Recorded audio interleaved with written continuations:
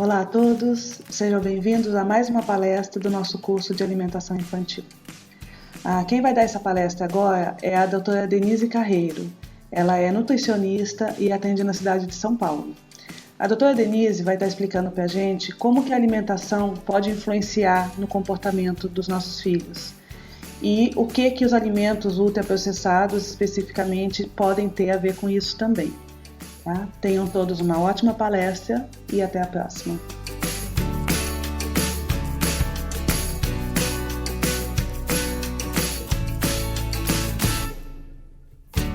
Olá, meu nome é Denise Carreiro, eu sou nutricionista clínica e gostaria de agradecer esse convite para estar falando de um tema tão importante que é a relação da alimentação com distúrbios neurocomportamentais, né? E assim, para a gente entender um pouquinho por que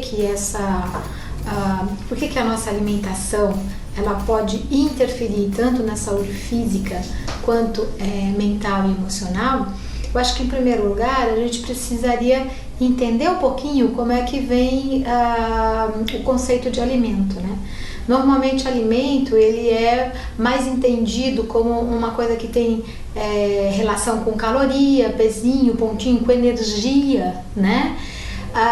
Muito mais do que como a matéria-prima que forma a gente e faz a gente funcionar, né? Então, se a gente pensar no nosso organismo, ele é composto aí de pelo menos 100 trilhões de células e cada uma delas necessita de pelo menos 44 nutrientes conhecidos para ser formado, né? Então a única coisa que forma a célula é nutriente e a única coisa que forma a gente é célula. Então tudo que a gente vê, mas também o que a gente não vê, hormônios, enzimas, neurotransmissores que equilibram toda a nossa parte mental e emocional, células de defesa, né, que também vão ter toda uma interferência nesse processo, são formadas de nutriente, né? E as vitaminas, os minerais, os ômegas, além deles formarem a gente, eles executam naturalmente também nossas ações anti-inflamatórias, anti-alérgica, antioxidante, desintoxicante. Então, de uma maneira geral, quem forma a gente e faz a gente funcionar é o que a gente, na verdade, absorve do que a gente comeu. Porque a gente ouve muito o pessoal falar, você é o que você come. Mas, na verdade, você é o que você absorve do que você comeu. Muitas vezes a gente está se alimentando, mas não está se nutrindo. Isso é uma coisa que está acontecendo cada vez mais. Nós estamos nos alimentando cada vez mais e nos nutrindo cada vez menos. Então, dentro desse processo, para entender um pouquinho melhor por que isso está acontecendo, se a gente pensar na nossa alimentação, nas mudanças que aconteceram na alimentação, a gente sabe hoje que não só a quantidade de vitaminas, minerais, fitoquímicos chegam a ser até 40, 50% menor nos alimentos do que há 30, 40 anos atrás, como além de tudo, esses alimentos como legumes, verduras, frutas, cereais integrais são muito pouco consumidos hoje em dia. Então o consumo é muito baixo, além dele naturalmente já ter menos nutrientes. Então, na verdade, esse processo principalmente quando a gente pensa em vitaminas, minerais, ômegas, que determinam nossas funções, hoje em dia é muito difícil você pensar em ter carência de carboidrato, gordura e proteína, ou seja, macronutriente. Mesmo quando se alimenta mal, até alimentos ultraprocessados têm carboidrato, gordura e proteína. Então é muito difícil ter carência desses macronutrientes.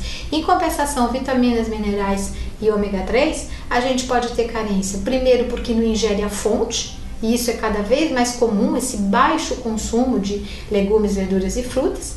Outras vezes porque a gente ingere o alimento, mais transtornos na digestão e na absorção, que podem ser provocados inclusive por erros de comportamento alimentar, como tomar líquido junto com a refeição, não deixa a gente absorver esses micronutrientes.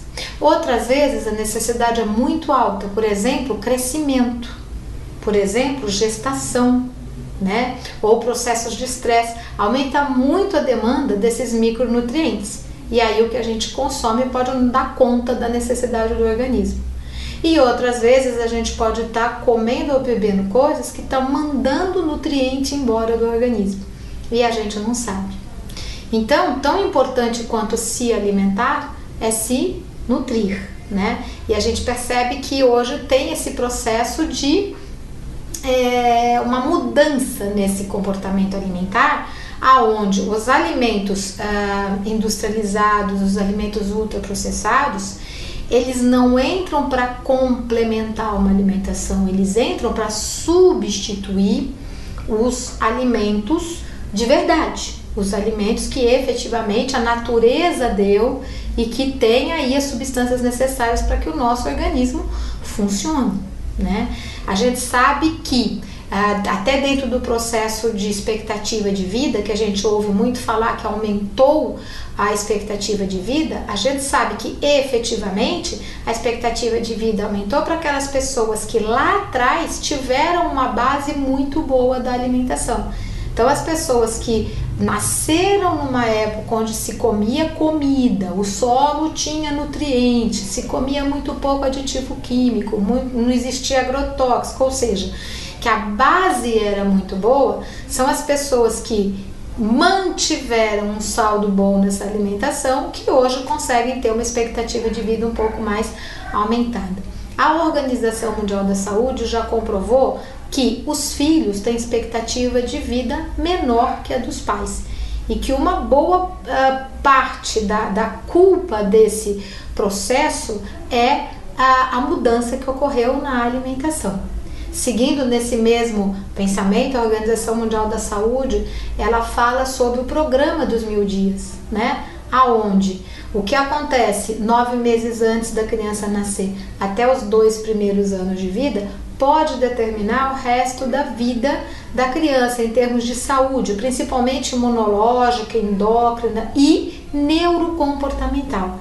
Então a gente pensando nos processos alimentares que podem interferir para que uma criança desenvolva problemas neurocomportamentais, pode se entender nesses problemas transtornos de déficit de atenção e hiperatividade, autismo, ou hoje chamado síndrome do espectro autista, né?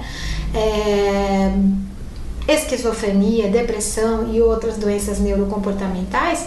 Muitos estudos hoje estão mostrando que o que acontece na gestação pode ter uma interferência, ou seja, pode predispor essa criança a desenvolver essas doenças em criança ou mesmo depois em adulto. Então, sem dúvida, e um dos principais fatores estudados nesse sentido é o desequilíbrio ou a carência ou insuficiência de micronutrientes, principalmente na primeira metade da gestação. Então, sem dúvida nenhuma, suplementações erradas, excesso de suplementação de ácido fólico em detrimento de outros nutrientes que trabalhariam em conjunto com ele, excesso da suplementação de ácido fólico de uma maneira que não é a natural do alimento, ou seja, que ele tem que ser ativado dentro do organismo, comprovou que substâncias não metabolizadas desse ácido fólico pode ser um fator que predispõe a doenças neurocomportamentais.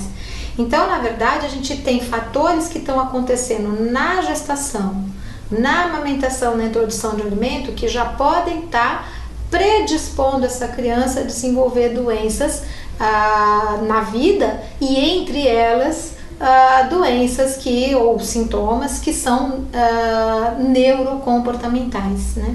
Aí, para a gente entender um pouquinho melhor como é que esse processo acontece, quando a gente fala em sistema nervoso central, o cérebro ele faz parte do corpo, né? Então, todos os nutrientes necessários para que o nosso organismo funcione também são necessários para que o cérebro funcione. E todas as substâncias tóxicas inflamatórias que podem gerar qualquer sintoma físico, como por exemplo rinite, sinusite, bronquite, dermatite, gastrite, enfim, né, qualquer processo inflamatório crônico, os mesmos processos que podem causar isso também podem gerar processos inflamatórios que no sistema nervoso central pode alterar neurotransmissores que pode levar a sintomas de doenças, dessas doenças chamadas neurocomportamentais, né? Desses processos chamados neurocomportamentais. Então, com toda certeza, a gente tem que prestar um pouquinho mais de atenção qual é essa matéria-prima que eu estou dando para o organismo, e pensando num processo de formação, as crianças, elas estão, o pico do desenvolvimento do cérebro é do terceiro trimestre da gravidez até 1 ano e meio de vida da criança. Então, qual é a matéria-prima que está sendo dada para essa criança, para ela formar e fazer funcionar o sistema nervoso central? Uma criança, ela tem, as crianças de uma maneira geral, elas têm uma necessidade aumentada de nutrientes em relação ao adulto, porque é um processo muito ativo de formação e ela está formando todo o organismo, então essa necessidade é muito alta. Só que também você não vai esperar de uma criança que ela tenha um alto consumo de alimento cada vez que ela for comer. Então, de uma maneira geral, se a gente dilui essa alimentação, se a gente dilui esses alimentos que contêm nutrientes necessários para formar e fazer o organismo da criança funcionar, eu vou diluir esse alimento dando alimentos ultraprocessados, dando bolachas recheadas, dando sucos artificiais, gelatina diet ou qualquer tipo de gelatina colorida. Enfim, se a gente começa a trabalhar muito com os alimentos ultraprocessados, que na verdade tem mais aditivos químicos, tem muito pouco micronutriente, e mesmo quando tem, muitas vezes são aditivados, então muitas vezes numa forma que a absorção não é adequada, desequilibrado entre eles.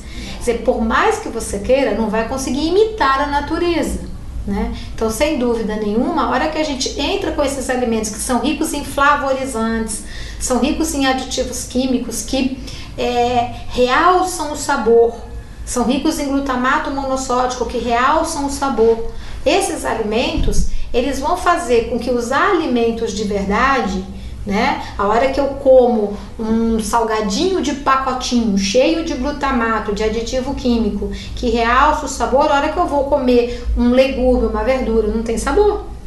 Eu como um alimento cheio de flavorizantes, corantes e açúcar, e depois vou dar uma fruta para a criança, não tem sabor.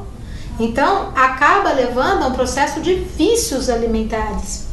Cada vez mais eu quero mais aquelas substâncias que efetivamente me trazem essa sensação, né, de sabor intenso.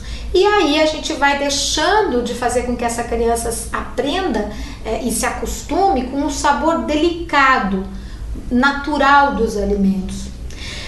Mas quando a gente pensa num alimento, você fala, eu conheço tudo que tem no alimento. Conhece nada. Se a gente pegar qualquer alimento, legume, verdura, fruta, a gente conhece alguma coisa que tem nesses alimentos. Vitaminas, minerais, fitoquímicos. O que a gente já conhece é suficiente para saber a importância desses alimentos no dia a dia da vida de qualquer ser humano. Porém, muitas substâncias ainda nem conhecidas são. A gente só sabe que com elas o organismo funciona. Então, não adianta eu querer pegar um alimento industrializado e enriquecer com algumas coisas que a gente acha que o alimento perdeu. Então, eu vou enriquecer com um ácido fólico, eu vou enriquecer com um ferro, eu vou enriquecer com uma ou outra vitamina, que na verdade, isso ao invés de equilibrar, vai mais desequilibrar o organismo. Então, a hora que eu troco o alimento por alimentos ultraprocessados, então, o problema não é o comer. Na verdade, o nosso organismo foi feito para tolerar agressores e não para não tolerar. O grande problema que a gente vê hoje em dia, que a gente vê que as crianças nascem alérgicas e que as crianças estão desenvolvendo doenças que nem se ouvia falar um tempo atrás. Se a gente pegar estatísticas sobre a porcentagem de crianças que hoje têm autismo, é uma coisa absurda, né? O aumento foi a gente não consegue nem falar mais em termos de porcentagem, porque a gente pega dados lá atrás né, de 30, 40 anos atrás, que seria de 1 para em torno de 14 mil, 1 para em torno de 14 mil crianças. Hoje a gente tem dados que foram publicados nos Estados Unidos em torno de 1 para 100 crianças. Meninos em torno de 1 para 68 de autismo. Então, essa porcentagem, esse aumento que teve em relação a esses processos não pode ser considerado genética, né? Mais do que nunca a gente sabe que a genética ela é importante, mas hoje em dia a gente também sabe que 80% da expressão de um gene, quem determina é o meio. E o meio que hoje a gente está vivendo e que a gente está colocando esse organismo para funcionar é o meio onde a gente tirou a matéria-prima básica de funcionamento, que é a matéria-prima que vem do alimento natural, e está dando uma série de substâncias que para o organismo não é natural. E que além de tudo ele ainda tem que eliminar, e quando ele elimina, ele vai precisar de muito mais micronutriente para poder conseguir fazer a eliminação de uma substância tóxica. Então aumenta mais ainda a exigência de vitaminas, minerais e fitoquímicos dentro desse organismo. Então, na verdade, o que a gente está observando hoje? Que embora a natureza seja fantástica e dá uma variedade enorme de alimentos que a gente pode efetivamente tá consumindo para fazer esse organismo funcionar melhor, a gente costuma limitar essa alimentação pelo que a indústria dá. E se a gente pegar hoje a maior parte dos alimentos industrializados, prontos, né? Na verdade, a gente está falando de alimento pronto, alimentos fáceis, né? Que a gente já compra, muito fácil de fazer, muito fácil de ser consumido, gostosos, né? Só que a gente acaba limitando a nossa alimentação para isso, para esses alimentos que a indústria dá, não que a natureza dá, né? E o que vai acontecendo nesse processo é que esse alimento, embora tenha caras diferentes, eles são feitos dos mesmos, da mesma matéria-prima básica, ou seja, eles têm caras diferentes, mas mais de 90% são feitos à base de trigo, leite e soja, embora as caras sejam extremamente diferentes, ou seja, a gente parece que está comendo coisas diferentes, mas está comendo sempre a mesma coisa. Então, a gente ouve assim, desde que o mundo é mundo se come trigo, se come leite, verdade, mas primeiro, não é a qualidade que a gente come hoje e não é a quantidade que se come hoje. Então, a qualidade mudou, nós temos hoje muito difícil você conseguir pegar hoje um leite biodinâmico que não tem uma série de substâncias que podem prejudicar o organismo, que eu nem vou entrar aqui em detalhe, né? O trigo, que era um trigo antigo, que tinha glúten, mas tinha muito pouca quantidade, não era o glúten tão tóxico como o do trigo moderno, que foi modificado. Esse trigo que foi modificado na década de 70, hoje carrega em torno de 14 variedades de glúten que não existia no trigo original, que são proteínas de difícil digestão ou de não digestão, assim como o leite de vaca, que tem beta-lactoglobulina, que a gente não digere, a soja, que é um alimento de dificuldade digestiva, muitos fatorizantes nutricionais, mas que quando coagula ou fermenta, melhora esse processo, por isso que o oriental usa soja há 5.000 anos com benefício, porque ele usa só mais a coagulada e fermentar. Então, o que acontece? Se a gente for pegar esses alimentos que foram modificados, então, ou seja, são muito mais hoje, a gente pode usar o termo inflamatório, né, do que há 30, 40 anos atrás, porém, ainda assim, se a gente consumisse isso com parcimônia, com uma quantidade baixa e com uma alta quantidade de legumes, de verduras, de frutas, de preferência orgânico ou melhor ainda, biodinâmico, né? Porque a gente tem o biodinâmico, aquele que se recupera solo, né? Põe nutriente no solo, então não é só o não ter agrotóxico. Esses alimentos, eles são bons não só porque não tem agrotóxico, mas eles são bons porque eles acabam tendo muito mais vitaminas e minerais eles têm menos sódio, eles têm mais proteína, eles têm menos metais tóxicos. Então a gente consegue uma qualidade nutricional muito maior, além de não ter o agrotóxico. Então, na verdade, quando a gente tem esses alimentos que vão dar uma proteção para o organismo, vão melhorar nossa tolerância imunológica, vão melhorar nossa microbiota intestinal, que é a coisa mais importante para as defesas do organismo, que é importante para a função cerebral. Então, quando a gente começa a ter uma quantidade de alimentos que a natureza deu com nutrientes e que dão proteção para o organismo, a hora que a gente vai comer um alimento que é ultraprocessado ou que tem uma proteína de difícil digestão, o organismo tem mais tolerância a esses alimentos e eles acabam não fazendo tão mal. Eu acho que hoje em dia é muito comum a gente ouvir falar as alergias estão aumentando, né? E cada vez mais as pessoas estão ouvindo o pessoal falar dos produtos sem glúten, dos produtos sem leite. Muitas vezes o pessoal acha que é dieta de moda, mas na verdade todos esses fatores eles vêm vindo, e é uma coisa que é falada no mundo todo se preocupa hoje com excesso de laticínios, com excesso de trigo, com excesso de soja. Isso é uma preocupação que não é nossa, não é do Brasil, é uma preocupação do mundo todo. Por quê? Por causa dos inúmeros estudos que vêm cada vez mais comprovando o que e por que o excesso desses alimentos, em detrimento de alimentos naturais e protetores, está fazendo no organismo. E são esses desequilíbrios que podem dar sintomas, podem desencadear sintomas físicos, né, como aqueles processos inflamatórios crônicos de rinite, sinusite, amidalite, bronquite, dermatite, gastrite, distúrbios digestivos, dores de cabeça, né, sintomas físicos, mas também obstipação intestinal, que é uma coisa muito comum, né, obstipação intestinal, proteína mal digerida, uma das coisas que mais prende intestino. Então, sem dúvida nenhuma, são sintomas físicos que podem ser consequência desse alto consumo de alimento inflamatório com aditivos químicos, com agrotóxicos, e em detrimento, sempre pensando nisso. Isso é uma coisa importante da gente sempre pensar. É o alto consumo do que não é bom para o organismo com o baixo consumo do que defende.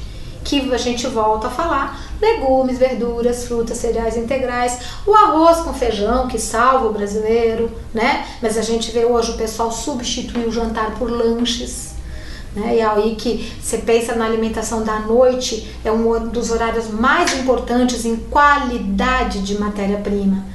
Porque essa matéria-prima que a gente consome no jantar, ela entra diretamente no processo de formação e renovação celular, e o pico de formação e renovação celular é durante o sono. Então é muito importante que o jantar seja a refeição mais importante e equilibrada em qualidade, embora a gente gaste menos energia à noite. Então o total de comida do jantar é menor que o total de comida do almoço, mas a qualidade é melhor e mais completa do dia. E a gente vê o processo ser feito exatamente o inverso, se substituir jantar por lanches, que é onde você acaba tendo uma interferência muito grande em todo esse processo, inclusive na qualidade de sono.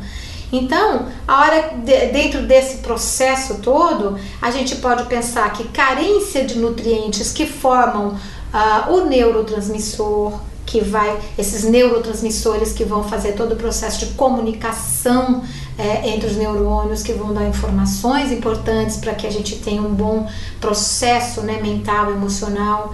Esses nutrientes que formam a bainha de mielina, que faz a comunicação entre os neurotransmissores, que formam os hormônios, enfim, os nutrientes são base para formar e fazer funcionar o cérebro, né, e por consequência nossas funções mentais e emocionais. Alteração na microbiota intestinal, né? A microbiota intestinal que hoje é tão falado, né, na importância do equilíbrio dessas bactérias intestinais, que quando um organismo é saudável, as bactérias saudáveis estão em prevalência em relação a fungos e más bactérias. Mas as bactérias saudáveis precisam de muito legume, verdura, frutas, cereais integrais, das fibras solúveis e insolúveis, presente também no grupo do feijão, enfim, são esses os alimentos das boas bactérias.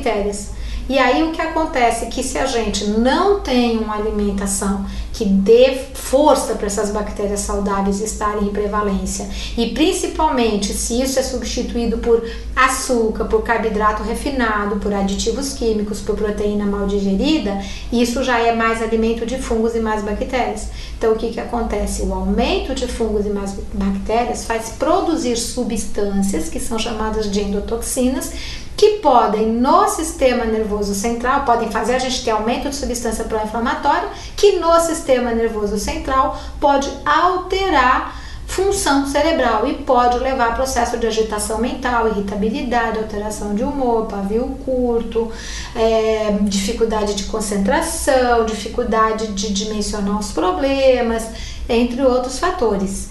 Então é muito importante que a gente mantenha uma microbiota saudável, tanto para a melhora do nosso sistema imunológico, como para a melhora de função cerebral, entre vários outros processos, né?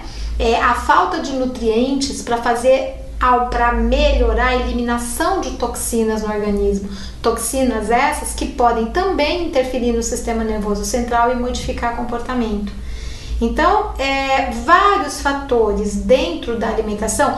Se a gente pegar dentro da caseína, do leite de vaca, uma proteína do leite de vaca chamada caseína e a proteína do trigo chamada glúten, tanto o glúten como a caseína tem sequências proteicas, ou seja, uma sequenciazinha de aminoácidos que o organismo da gente não digere e que são chamadas de morfina-like, ou seja, elas são parecidas com opioides naturais do organismo que, quando são absorvidas, podem ocupar lugar de receptores no sistema nervoso central e modificar comportamento. No momento inicial da euforia, prazer e agitação, mas depois embotamento, letargia, depressão ou outros sintomas. E isso acaba gerando vício, por isso que elas são chamadas de morfina-like. Então, sim, nós somos feitos do que a gente come. E se o organismo de alguma maneira não está funcionando bem, seja um sintoma físico, mental ou emocional, a gente tem que rever o que nós estamos pondo dentro desse organismo para formar o organismo e fazer ele funcionar. Então, sem dúvida nenhuma, é muito importante que isto seja considerado quando a gente pensa no tratamento real desses processos, porque muitas vezes o medicamento ele pode ser necessário, sem dúvida nenhuma, porém a maior parte dos medicamentos controlam o sintoma, mas vão causar junto efeitos colaterais. Aí entra a relação de custo-benefício, né, quando isso vai precisar ser usado. E é um processo que, se ele é acompanhado ou em conjunto com o medicamento, ou se ele é feito, né, até anterior, para se observar como é que isso acontece, modificando as causas, pensando em que matéria-prima está formando esse organismo, rever a alimentação. A alimentação, muitas vezes a gente ouve assim, se alimentar bem é caro. Não é. A alimentação saudável é aquela, mais uma vez, que a gente fala que a natureza deu. Então, a hora que você vai comer um arroz, um feijão, uma carninha, um legume, uma verdura, uma fruta, uma mandioca cozida, inhame cozido, batata doce cozida, um biju de mandioca, né, que é a tapioca, o ovo, se a gente pensar no ovo caipira, é um dos maiores protetores de cérebro e coração.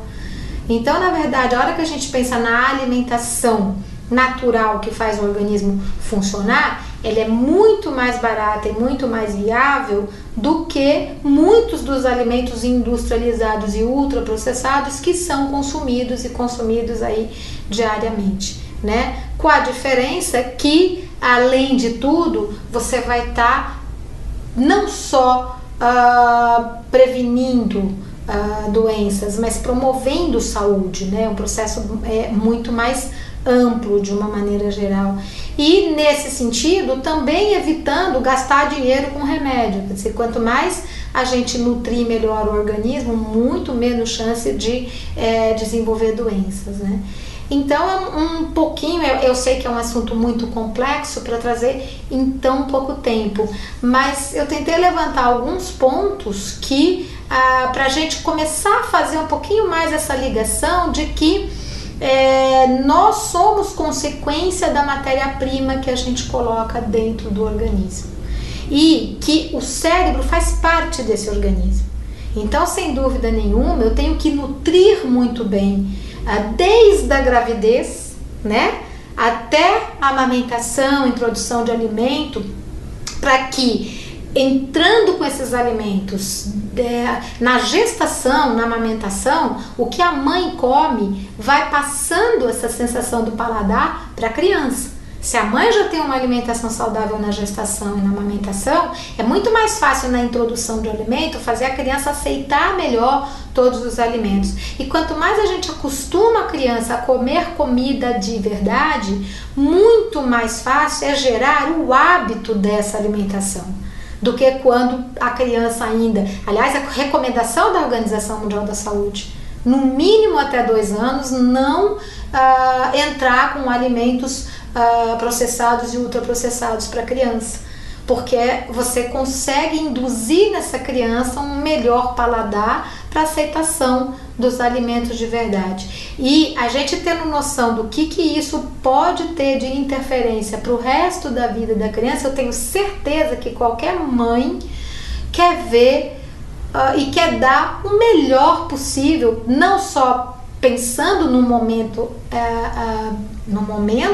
mas pensando em que, dando condições para essa criança ter a melhor formação e desenvolvimento cerebral, ela tem muito mais condição também de depois ter uma melhor qualidade de vida em todos os níveis, né, durante a vida dela, tá? Bom, muito obrigado e espero ter conseguido colocar um pouquinho para vocês essa relação da alimentação com esse processo todo, tá bom? Obrigada.